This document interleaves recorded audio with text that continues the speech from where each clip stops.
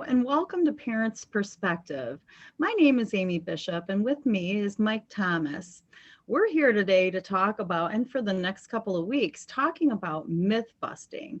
So there's so much misinformation out there and a lot of myths that we want to kind of separate what's truth, what's false, what's not factual, what we don't know yet about things. So Mike, I thought I'd, let you chime in here because you're very knowledgeable on, for instance, when we talk about the topic of what's better, cigarettes or vaping, smoking or vaping. There's a lot of controversy out there. So let's kind of just divvy it out. Like, what's myth? What's truth?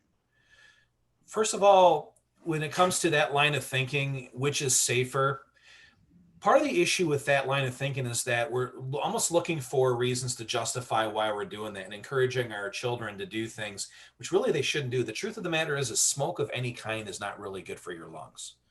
Okay. Whether that's vape, whether that's marijuana, whether that's sitting around outside all day, breathing in bonfire smoke, wood burning stove, or even dealing with fighting fires.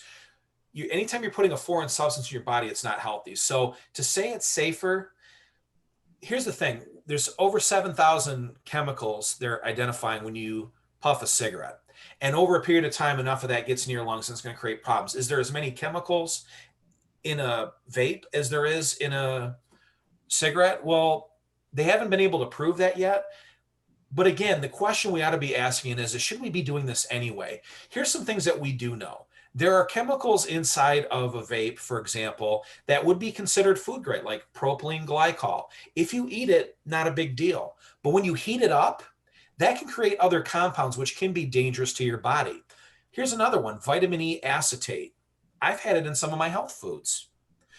People were putting it inside of THC vapes. They were breathing it in and it was becoming caustic in their lungs when they heated it up. And that's what was causing the people to have irreversible lung damage that was happening recently before COVID. So to say, is it safer?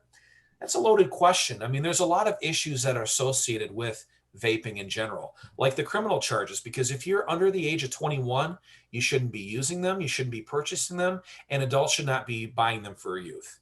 Okay. Beyond that, just in general, anytime you're heating things up and changing their chemical structure, that can cause issues. There's chemicals inside some of these things which are dangerous as well too. So here's what we wanted to do. Since we've had a lot of talk lately about this topic, we'd like to direct you guys to our YouTube page. St. Clair County Health Department has multiple resources. We have our vaping summit information, which we did, about a year ago, I believe, Amy? But beyond that, we also have Cassandra, one of our health nurses, sharing about this. We'd like to direct you guys to that because there's quite a bit of information that's out there. Just understand that when it comes to adolescent development, drugs, period, are part of the problem. And we want to make sure that we're not putting anything in our lungs other than fresh oxygen. Okay, so fresh air. Maybe not just straight oxygen all the time, but general air. So we want to make sure we're breathing the right things and not bringing in as much foreign stuff as possible. So to say safer, we just don't know.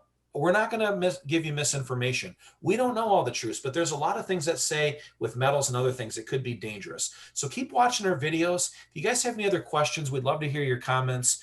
But just be aware that any one of these things can be problematic. So the best thing that we can do for our children, give them the best information, give them healthier choices. Amy, are there other healthier things that we could be doing other than vaping or putting any foreign smoke into our bodies?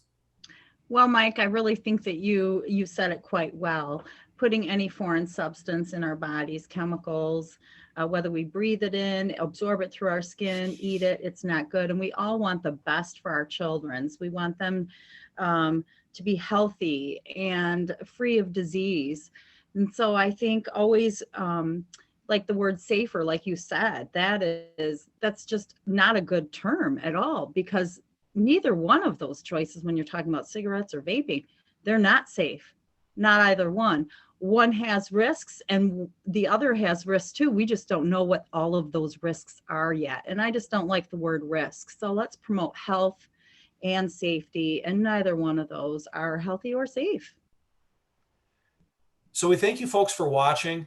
Again, keep adding your comments. We'd love to hear from you. If there's some ideas that you have as well too on some things we could be talking about, we'd love to hear that. And get your youth outside, get fresh air that way, running, hiking. Summer's right around the corner. We can start swimming, doing all these things. There's activities we talked about before, but if you're talking about just general lung health, breathing the right air is going to be a big part of that. So thanks again. We hope to see you soon.